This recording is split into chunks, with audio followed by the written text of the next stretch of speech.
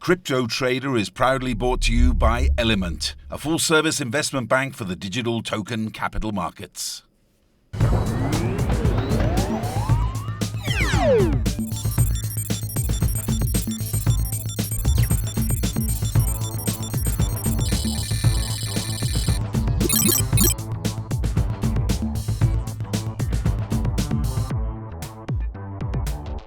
Another exchange hack, another red week on the markets. This time it was Binance who claimed they weren't hacked, but a third-party robot was. The Neu-Ner network goes down for 2 hours. PayPal files for a cryptocurrency patent. The SEC flexes its muscle by issuing a series of warnings and subpoenas. We find out whether T0 did or didn't get a subpoena from the SEC. Another down week on the markets, and we meet again on CNBC Africa's Cryptotrader. This week, we're in our studio while the who's who of crypto are gathered in Israel for the Tel Aviv FinTech Week. Now, I've been trying to track down Jed McCaleb. Jed McCaleb is the co-founder of Ripple and the founder of Stellar Lumens. And he's been avoiding me because he knows that I'm going to ask him which one is better, XRP or Stellar Lumens. Hopefully later in the show, the eToro team can track him down in Tel Aviv. In the meantime, I do have another guest from Tel Aviv on the line, and let me tell you, I've spent some time with this next guest, and she is super impressive. Shelly, tell us a little bit about who you are and what iAngels does. I'm one of the founding partners of iAngels. iAngels is a VC platform that allows private investors from all over the world to invest in high-tech startups. Primarily in Israel, but now that we invest in blockchain, it's also in other places in the world. And today we currently have a community of about 20,000 investors across 45 countries and investing in over 100 startups over the last 4 years. So Shelly, do you run a fund or are you a platform where any investor can join and participate in deals? So it's actually a little bit of both. We're a hybrid fund and platform. The reason it's a hybrid because it's not an open platform where everybody can just go online and list their companies, but rather it's curated. We go through a due diligence process. We select only 1 or 2 investments each month. And then people can come and invest in the opportunities that we've already selected and we've already invested in from our fund. That's why it's a hybrid. So, you have a team of people that go out and look for deals. Once they find deals, I'm assuming they bring them back and you give it to a team of researchers or analysts that give you the thumbprint of approval. You then post these deals on your platform. When people participate in these deals, do they participate on the same terms as you source the deals? Yes, they do.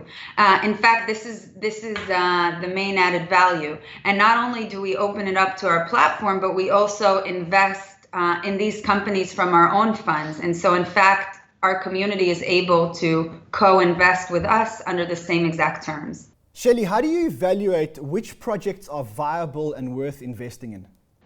Our whole approach is to look for opportunities within the areas that we are most interested in and meet kind of all the entrepreneurs and all the members of the ecosystem that are involved in these specific industries, and then look for the opportunities that make the most sense for us and for our investors. Shelly, we had huge hype towards the end of last year in the cryptocurrency space, and then we had a correction. One could argue that the bubble popped and now we are closer to reality or a reality.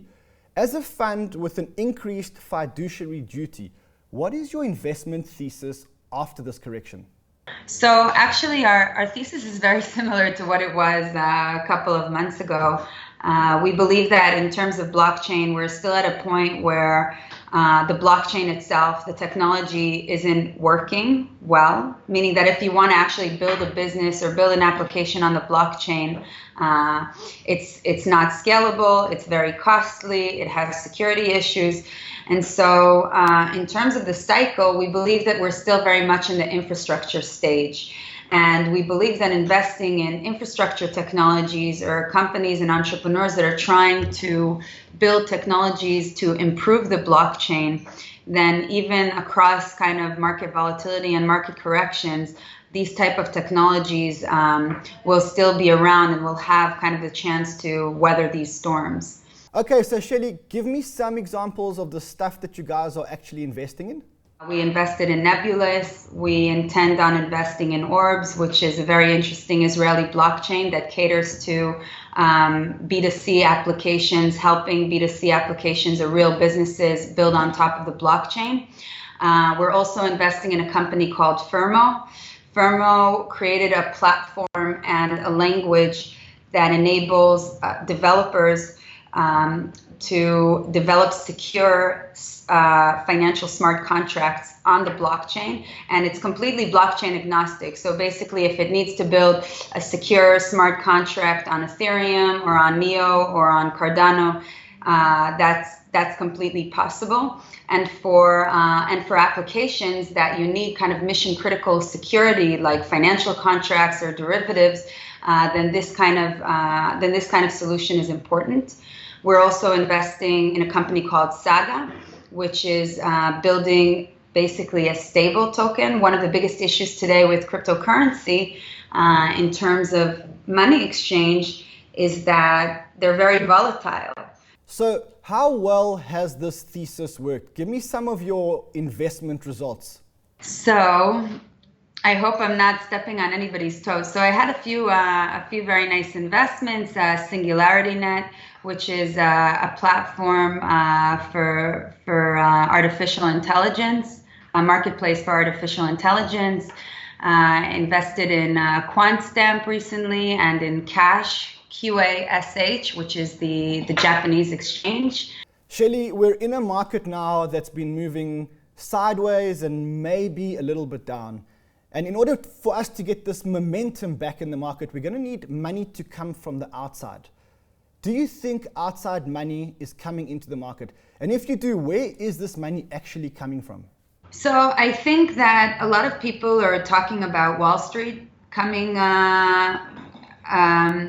into the market, and I'm aware of many kind of large investment banks that are working on creating an offering for their clients. I think that that this can be really huge, despite the fact that people are expecting it.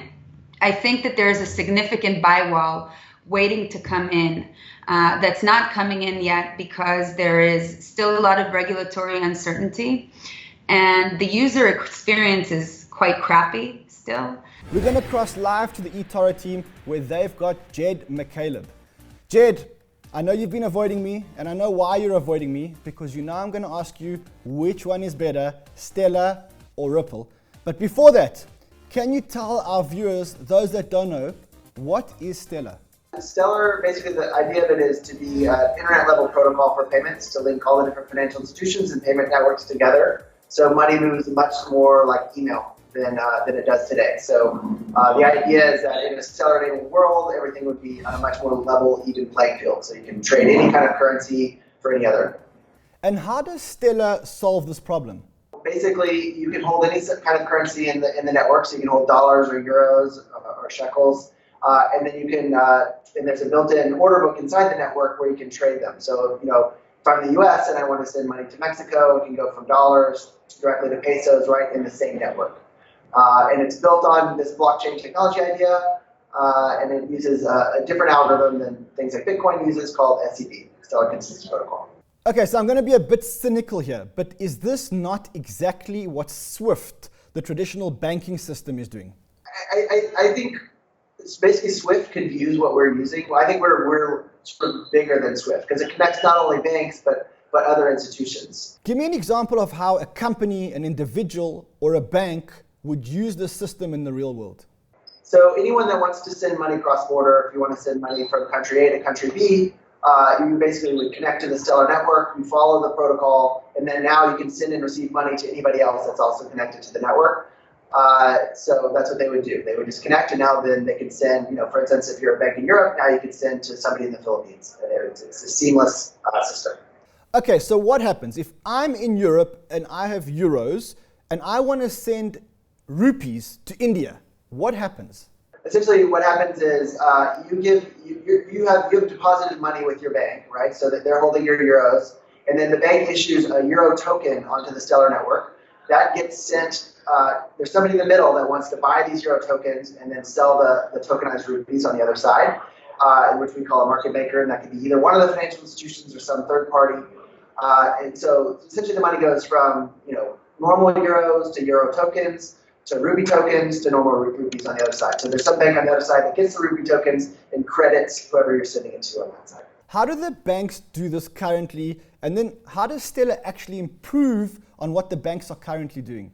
Well, the current system's pretty antiquated, and essentially it's basically this series of corresponding banks. Like if you wanted to do that transaction today, you would basically have to go through the corresponding banking system where your money would have to go to New York. It'd have to first go to euros to dollars, go to New York, and then from dollars to rupees, and then back to this country, right?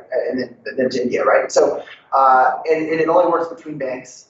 It's slow, and it's expensive. So it kind of Stellar improves on all those axes. Like the main thing that it does is it makes these things interoperable in the same way that the internet made email interoperable, right? So now you can send messages to anyone and you don't even really think about it, right? So it's a similar concept. So Jed, Ripple is often criticized by the cryptocurrency community for being a for-profit centralized company. Is Stellar decentralized? So I would argue that Stellar is more decentralized than Ripple. Basically, just the nature of the consensus algorithm allows you for more people to run validators, and you can show that, at the end of this year, we're not even going to be running validators. So just out there in the community and other businesses that are dependent on Stellar will be running all the validators. So in that sense, it'll just be completely decentralized. So there you go, Brad Garlinghouse. Jed says that Stellar is faster, cheaper, and more decentralized than Ripple. Jed, I know that if Brad was here, he'd tell us that Stellar is just a concept, while Ripple already has clients and is integrating into any of the banks. How do you respond to that? Sure, yeah. I mean, I don't know how many of those partnerships are real. I mean, a lot of large banks are doing pilots, and it's very easy to get proof of concepts. I would say, having tried to work with large banks over years, I know it's very, very hard, and going from proof of concept to actual production is a years-long process. And a lot of times it doesn't happen. So for us, we focus mainly on remittance companies and kind of smaller players in the ecosystem, because I think they'll just be the first to adopt. They're more tech forward. They're more innovative in general, and they have a stronger need. Yoni, you hosting Jed in Israel, you have some news about eToro and Stellar. Well, I mean, the main news is we added Jed Stellar on the eToro platform. We've seen awesome feedback from the community. We're seeing a growing global community in eToro, trading Stellar, excited about Stellar, people doing exactly what you did here, comparing Stellar and Ripple, comparing Stellar and Ethereum, which is super interesting. And we're excited to have Stellar on the platform.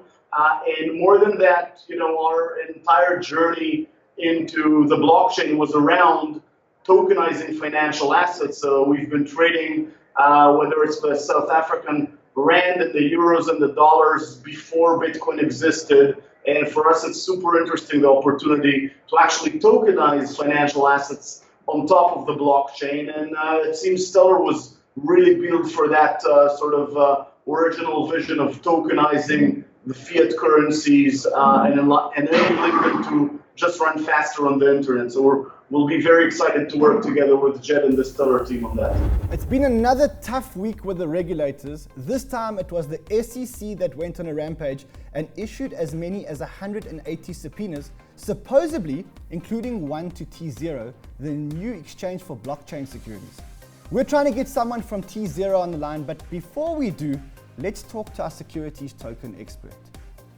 Anthony Pompliano, you're a big believer in securities token, and you published a blog that, in my opinion, serves as the cornerstone for the next financial evolution.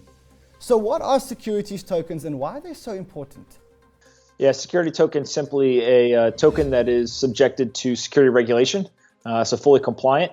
And I think it's important because it's going to be the intersection of traditional finance and blockchain and tokens. And so if you think about what traditional securities are, those are public and private equities, debt, real estate, etc. And so when you bring in the advantages of the tokens, I think that we're going to see a financial world that looks very much improved from the world that we currently live in today. Anthony, it sounds like you're talking about a total disruption of the current financial services industry. If you're right, What are the advantages of these securities tokens, and why are they better than a regular security? It's cheaper and faster, right? So when a token is done correctly, it doesn't skirt regulation or laws. It merely removes the middlemen from the transaction, right? So it removes the investment bankers, et cetera.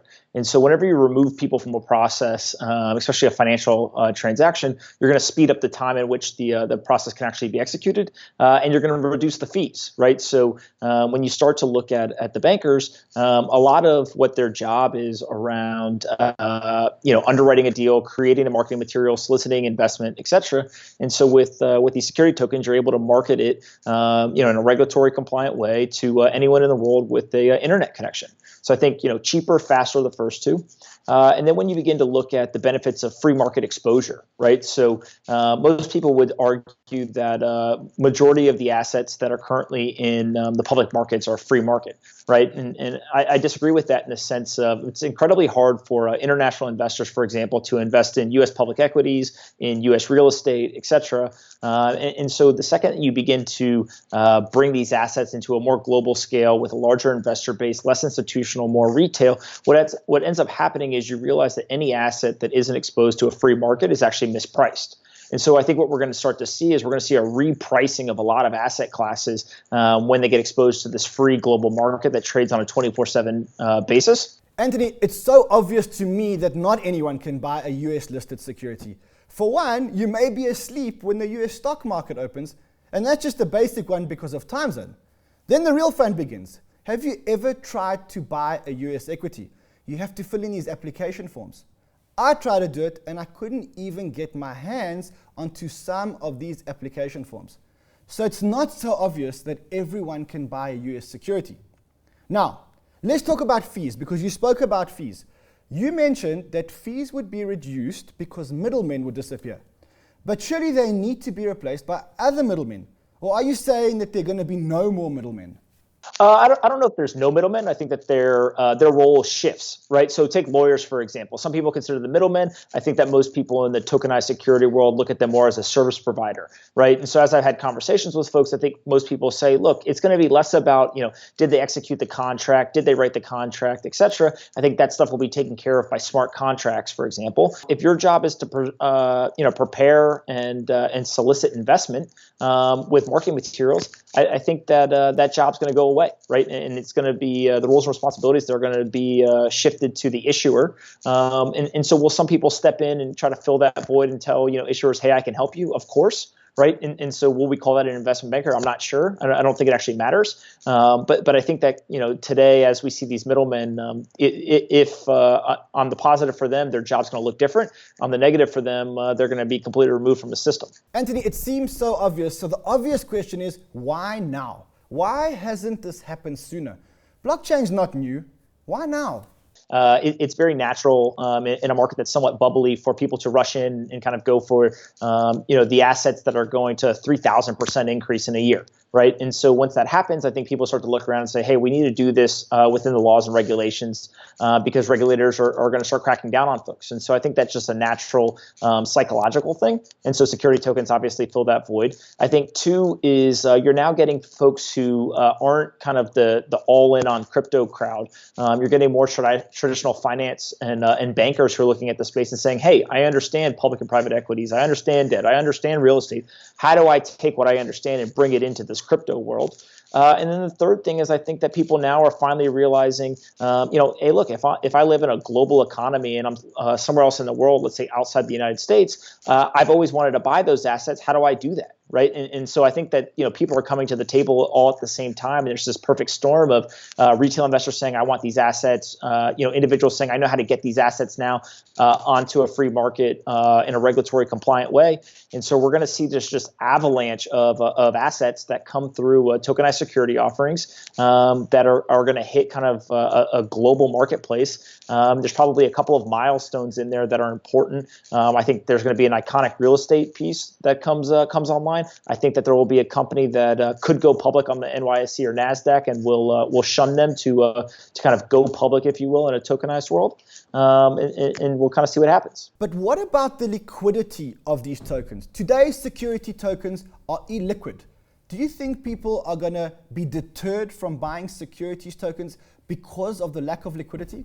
Yeah, so I think that's the big gamble right now. So the first people out of the gate who do these tokenized security offerings are going to end up, if you use a Reg D filing, for example, in the U.S., you can't trade that asset or ownership for 12 months, right? So people are basically taking the position that in the next 12 months, there will be a couple of security exchanges that pop up that will allow people to have the liquidity. It's a gamble, right? But I think that, scared money doesn't make money. Anthony, do you believe that T0 will be the first blockchain securities exchange? Look, I'm not in the speculation game of who's going to be first, right? I think that everything from the T0s, the Harbors, the Polymaths, the Templums of the world, there's a whole host of other people who are building these exchanges and protocols. I think they're all going to coexist in the same ecosystem. And speaking of T0, it looks like we have managed to get someone from T0 on the line. In fact, it looks like we've got Patrick Byrne on the line. Patrick, it looks like you've got a gun to your head, so best you be telling us the truth here. Patrick, we first heard that T0 got a subpoena from the SEC. We then saw reports that they didn't actually get a subpoena from the SEC. So did they or didn't they get a subpoena from the SEC? No, there was no subpoena. We do understand that, I think I heard 150 subpoenas have gone out to 80 companies. We did not receive a subpoena. We got a letter requesting voluntary disclosure, which I'm very happy to provide. I used to actually have, believe it or not, a good relationship with the SEC 14 years ago. So I'd love to cooperate, and I think that it's clear that the Wall Street Journal reports that they're conducting a sweep and trying to sweep up this whole industry. I don't know if you've seen, I've actually been out there for months saying, I think this is a little sketchy, and I think that it does need the government stepping in. Patrick, if everyone else got a subpoena, why do you think you didn't get a subpoena?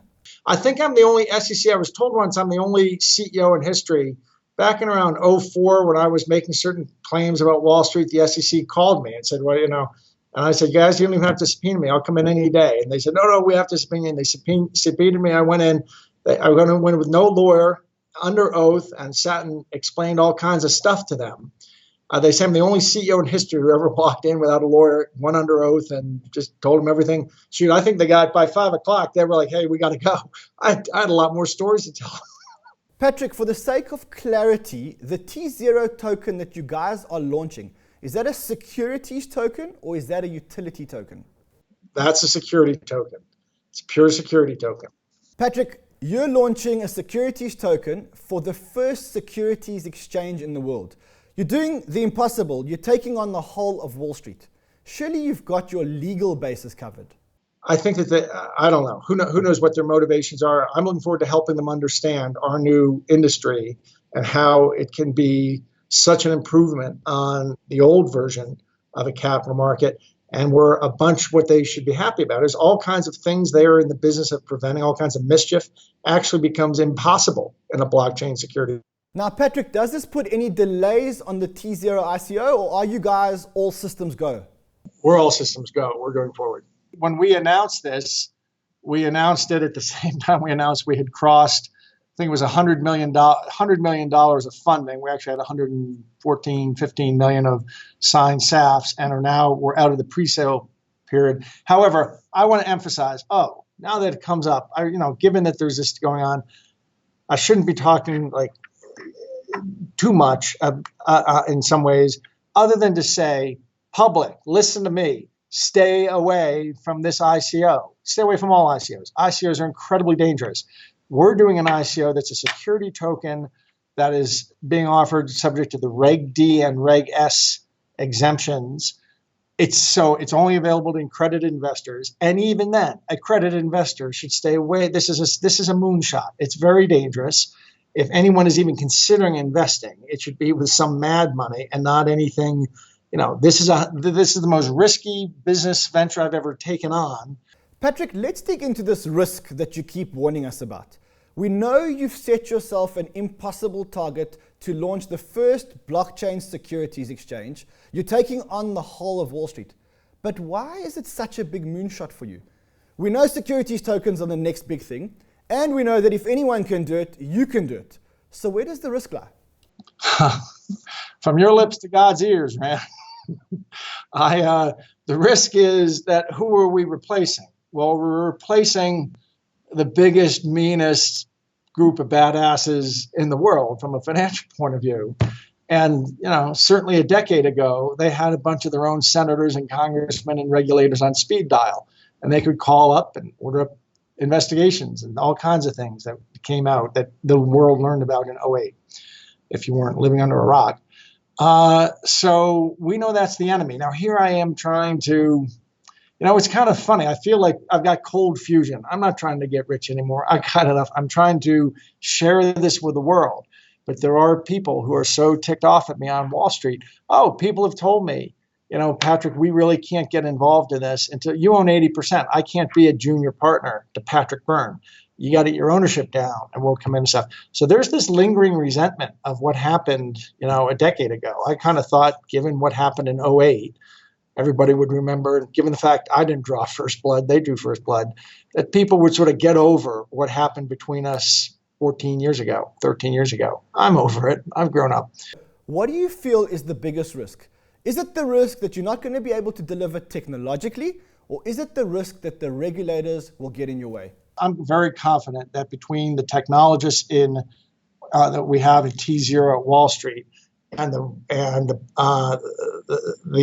technologists in Utah, we can build great technology. My concern is the regulators. My concern is, are we living in a world like we were 2005, 2006? We spent 998 days on the reg show threshold list, a list that you're not supposed to be able to be on for more than 3 days, because of how the SEC felt about me and such. But I think it's a better SEC. I am worried that you have some serious players on Wall Street. If they still have juice with the SEC, like John Mack did, as a court record showed, as an internal investigation at the SEC later turned up. If they still have juice, then we will have sticks stuck in our spokes, that they will try to slow us down and either keep it from ever going live or slow us down long enough until Goldman's entrance and Morgan Stanley's entrant and everybody else's entrant is in the market, and they'll slow us and the whole world of crypto down. That's all we have time for here tonight. Next week, we are coming to you from San Francisco, where we'll be at Token Fest, which promises to be one of the best conferences of the year. This time, you can join us at Token Fest because I'm giving away 5 tickets to 5 lucky viewers valued at over $1,000 each. To enter, all you have to do is go to my Twitter @CryptoManRun and tweet with the hashtag #TakeMeToTokenFest. I'll see you next week in San Francisco. Until then, trade well, my friends. Cryptotrader is proudly brought to you by Element, a full-service investment bank for the digital token capital markets.